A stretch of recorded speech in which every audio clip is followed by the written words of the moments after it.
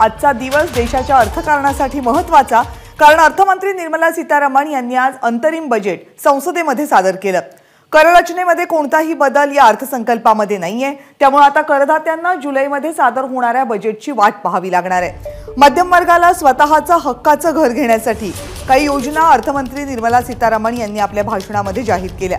युवा, गरीब, महिला आणि शेतकरी वर्गासाठी योजनांची घोषणा सीतारामन यांनी केली आहे। 2047 पर्यंत भारताला विकसित भारत करण्याचं उद्दिष्ट ठेवण्यात आले आणि आयुष्मान भारत योजना यापुढे आशा सेविका आणि अंगणवाडी सेविका यांनाही लागू होणार आहे।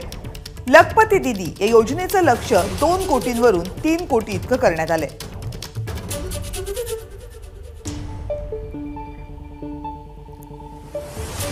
पंचवीस कोटी जनतेला गरिबीतून बाहेर काढल्याचा दावा आजच्या अर्थसंकल्पीय भाषणादरम्यान करण्यात आलाय। याशिवाय 11 कोटी शेतकऱ्यांना सरकारच्या विविध योजनांचा फायदा झालाय। कृषी समित्या, कृषी बाजार डिजिटल अर्थव्यवस्थेशी जोडल्या गेल्या आहेत, असंही निर्मला सीतारामन यांनी अर्थसंकल्पामध्ये नमूद केलंय।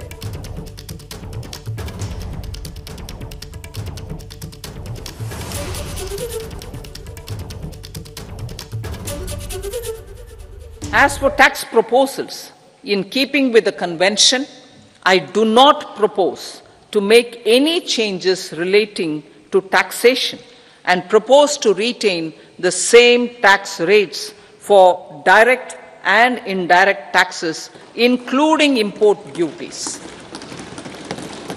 However, certain tax benefits to startups and investments made by sovereign wealth or pension funds, as also tax exemption on certain income of some IFSC units, are expiring on 31/3/2024.